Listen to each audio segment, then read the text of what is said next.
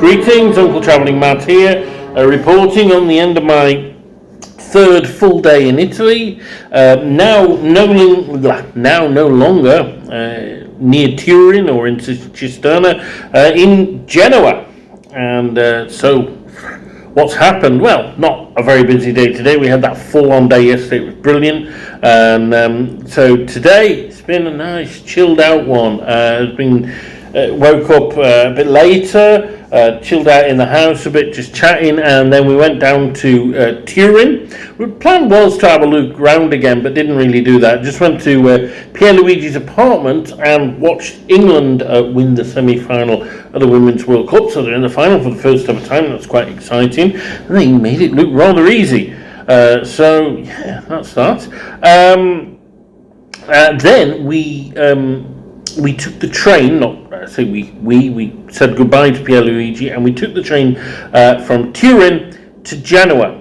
Now, I love taking the train whenever I can, and I have to say Italy is possibly my favourite place in Western Europe for taking trains. There's a good network, the trains are regular, but they're also not too fast, and there's plenty of room, they're comfortable, and the scenery is great, and this journey did not disappoint. A good railway journey, you have to start from a pretty spectacular station, and Turin station was pretty damn good. Grand entrance building in that, and then we went in, got on the train. There was a train, within like 10-20 minutes, and then we set off, and it was an hour and 3/4. And the scenery, once we got out and away from Turin, it was actually quite flat. But then it got really quite nice nearer to Genoa through some mountainous areas, and going into Genoa it was really quite stunning. All these buildings clinging to the cliff sides. It was wonderful, and the station in Genoa was something else. Really, really pretty station.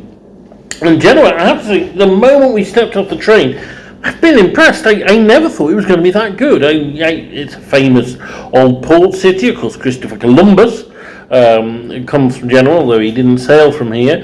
It's famous because this is where Marco Polo, who was a Venetian, was put in prison for, and this is where he wrote his travels. I didn't think it would be all that, but it's gorgeous. It's an absolutely amazing city, and we checked into our hotel, and then we went for a walk, and wow, it's these narrow streets, quite steep, but there's some beautiful buildings. There are two cathedrals, and the first one we went in, it didn't look much from the outside, but inside it was just this orgy of gold and, Renaissance type paintings, but we also went in another church, Chiesa of Jesus, I think it was called, but it was that